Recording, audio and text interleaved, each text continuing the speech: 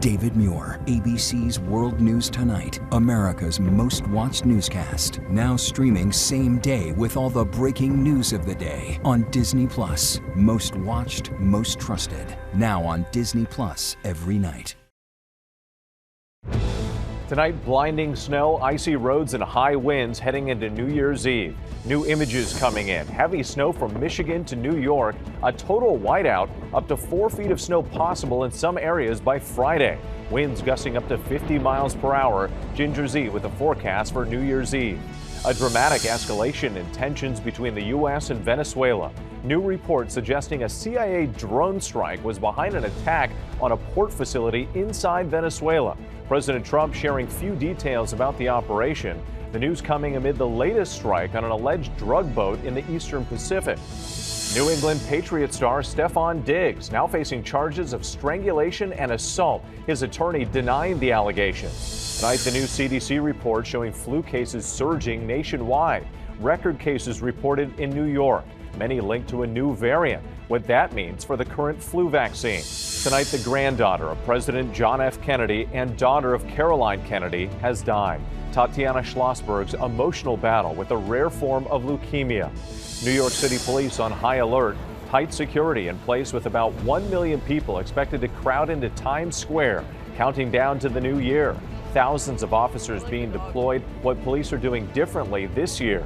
The deadly discovery on Mount Baldy, the bodies of 3 hikers. Authorities initially unable to reach them because of high winds. Dramatic images of a fiery car rescue, the vehicle on its side. Body camera video showing an officer pulling the driver out through the sunroof. And the countdown is on. Ryan Seacrest and the New Year's Eve celebration in Times Square. Bigger than ever with a massive lineup of performers and a show going into the early hours of 2026.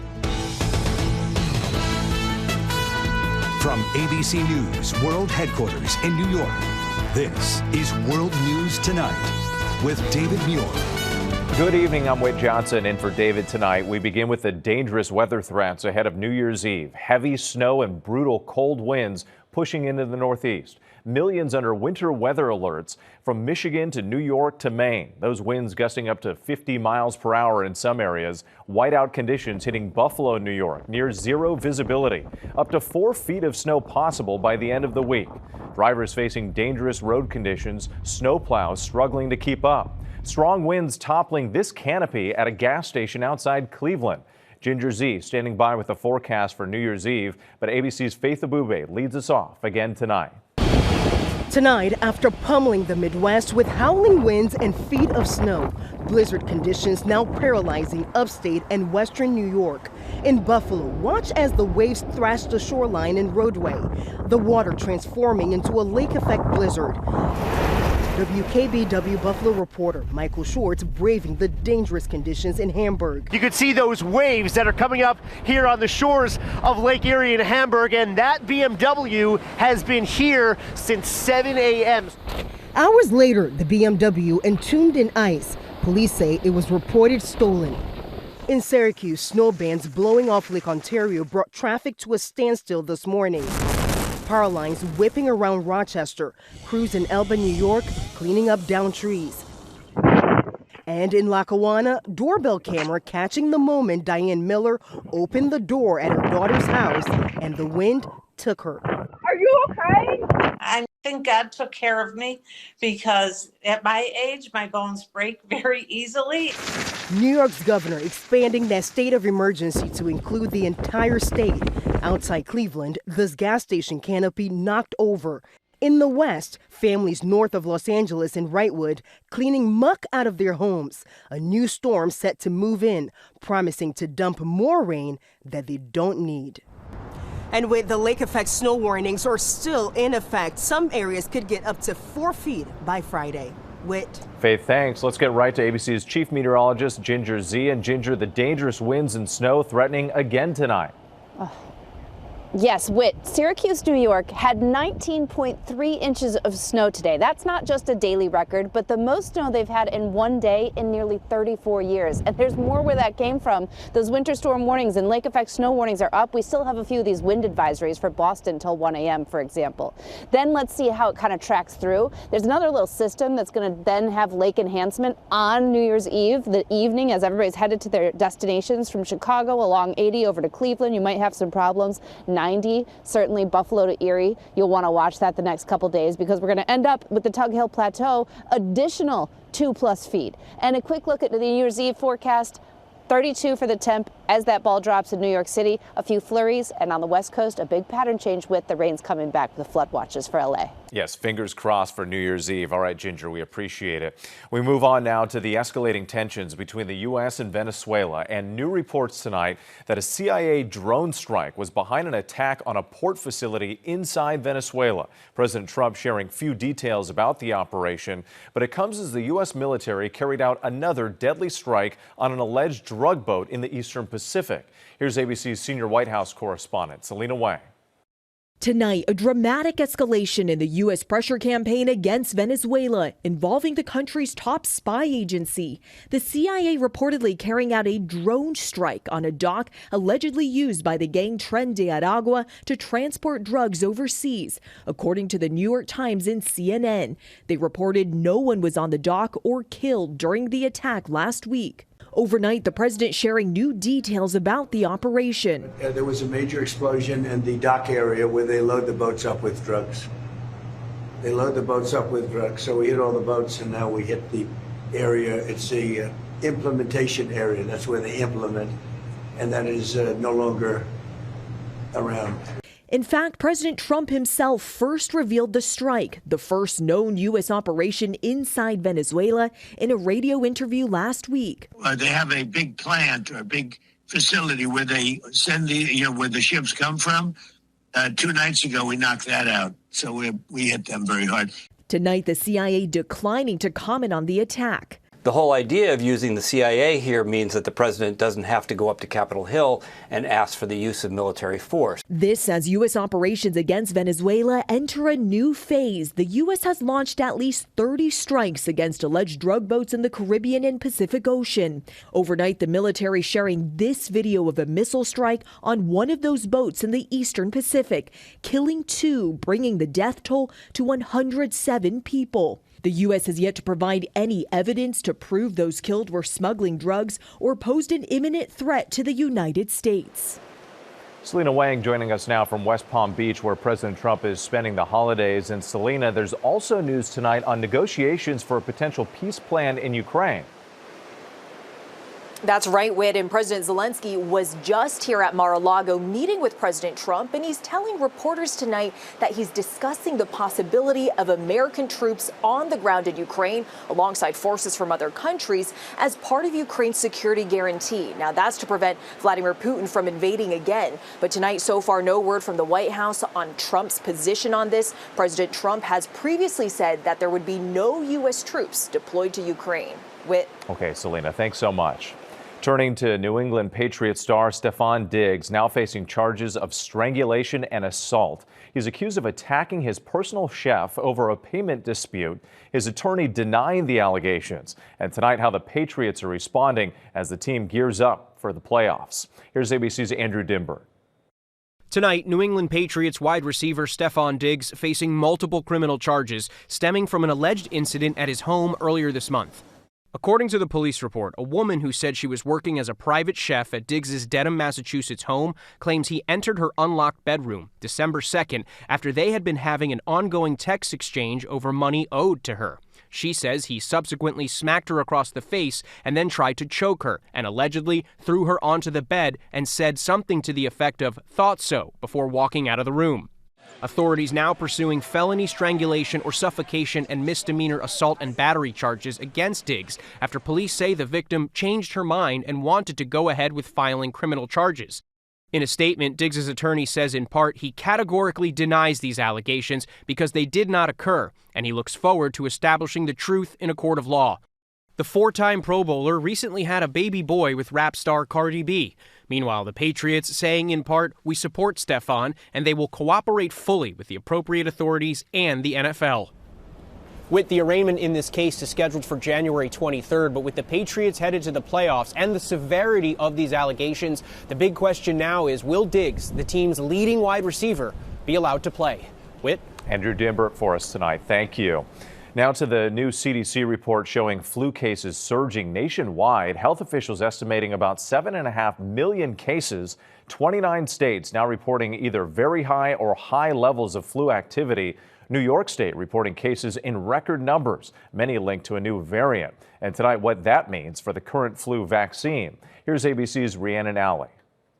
Tonight, a sharp rise in flu cases raising alarm among medical experts. In just 1 week, according to CDC data, flu-related illnesses jumping more than 60% from 4.6 million to 7.5 million. Hospitalizations also spiking more than 60% from 49,000 to 81,000. And more than 1,200 deaths have been reported. 29 states now reporting very high or high rates of illness, including New York, which just reported its most ever cases in a week. Some schools closing early for the holiday break due to widespread illness. We had about an hour where the phone was just ringing off the wall and parents calling kids in sick. CDC data showing last year's child flu deaths reached their highest level since the 2009 swine flu pandemic. Experts say vaccination rates among kids, down 10% compared to before the pandemic, are partially to blame. The concern is the amount of patients presenting. That can put strain on the hospital system, limit resources, and treating the complications can become even more difficult. The CDC says the bulk of cases are linked to a new variant called subclade K, which has mutations that appear to have resulted in a mismatch with this year's flu vaccine. Doctors say getting the vaccine will still reduce the risk of severe illness.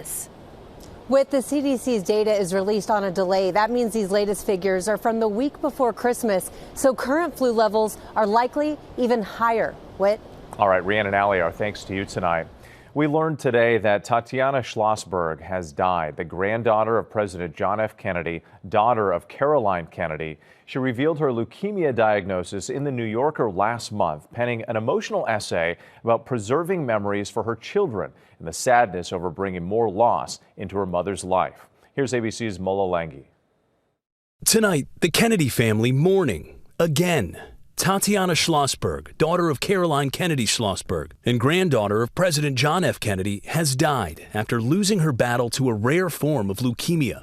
The 35-year-old environmental journalist, wife, and mother revealing her diagnosis last month in The New Yorker, writing, "For my whole life, I have tried to be good, to be a good student and a good sister and a good daughter, and to protect my mother and never make her upset or angry.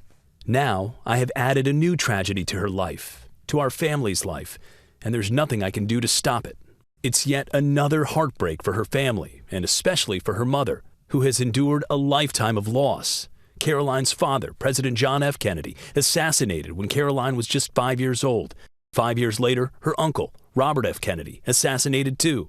And then Caroline's younger brother, JFK Jr., along with his wife, Caroline Bessette Kennedy, killed in 1999 when the small plane JFK Jr. was piloting crashed in foggy weather off Martha's Vineyard. Well, with the JFK Library Foundation issuing a statement tonight saying our beautiful Tatiana passed away this morning, she will always be in our hearts. In addition to her mother and father, Tatiana is survived by her husband, her 2 young children, as well as her brother and sister. Whit. Mola Langi for us tonight. Thank you. Heading into the final hours of 2025, police across the U.S. will be on high alert. Here in New York, roughly 1 million people expected to pack into Times Square, thousands of officers deployed. ABC's Rena Roy joins us now with more on the security efforts nationwide. Rena? There is no question security will be tight at New Year's Eve celebrations across America tomorrow night, especially here in New York City. The police commissioner is saying that the entire New York City Police Department will be on the job, including K-9 teams and undercover cops. Authorities say we can expect more officers and secondary screenings this year compared to previous celebrations. Times Square considered an aspirational target, according to a threat assessment obtained by ABC News. And in New Orleans, National Guard troops patrolling in the French Quarter after last year's car ramming attack that killed 14 people. Law enforcement officials say there are no specific or credible threats against Times Square or other high-profile celebrations across the country. But as always, Whit, they are urging people to stay vigilant. Whit. Rena Roy, thanks so much. Now to the growing fallout over the renaming of the Kennedy Center. President Trump's name recently added to the building's signage, making it the Trump Kennedy Center. Several artists now canceling upcoming performances in protest, including a jazz group scheduled to perform on New Year's Eve. When we come back, the important recall, nearly 3,000 pounds of ground beef possibly contaminated with E. coli. The news coming in remembering a beloved actor known for his roles in The Wire, Your Honor, and numerous projects with Spike Lee. A fiery freight train derailment in Kentucky forcing the closure of a major highway, and the incredible close call, a car landing on a man's pool house. What happened to the driver? Next tonight, 3 people have been found dead on Southern California's Mount Baldy. Authorities launching a search after a call about an injured hiker who had fallen 500 feet. They located him and 2 others, but were initially unable to reach them because of severe winds. Late last night, authorities confirming all 3 were dead. Authorities now closing the mountain to all hiking through Thursday. A daring rescue outside Youngstown, Ohio. Officers racing to save a man trapped inside this burning car. The man was badly hurt and told the officers he could not move. An officer dragging him out. No one else was in the car. When we come back, dozens of freight cars derail in Kentucky. Why officials are monitoring air quality now. And the terrifying close call for a homeowner when a car goes flying into his pool house. To the index now, authorities in rural southwestern Kentucky are monitoring air quality after 31 cars from a freight train derailed. One of the cars carrying molten sulfur caught fire. No one was hurt, but authorities closing part of U.S. Highway 41 near the city of Trenton as a precaution. A homeowner in southern Nevada says he feels lucky to be alive. He says he was about to go into his hot tub when a car driven by a suspected impaired driver came crashing through his backyard wall, landing on the roof and awning of the pool house. The driver thrown from the vehicle and into the pool. The driver survived and was taken to the hospital. An important recall tonight. Mountain West Food Group is recalling nearly 3,000 pounds of ground beef because of possible E. coli contamination. The beef was sold in 1-pound packages labeled Forward Farms grass-fed ground beef. More information on our website. And a passing to note tonight, veteran character actor Isiah Whitlock Jr., best known for his memorable roles in The Wire, Veep, and Your Honor. His big break came with a guest appearance on Cagney and Lacey in 1987. He also appeared in 6 Spike Lee movies. Isiah Whitlock Jr. was 71. When we come back, we're counting down to the new year in Times Square, a preview of tomorrow night's celebration that will be like no other. Finally tonight, the final touches on the New Year's Eve celebration. 3, 2, Tonight, we are counting down.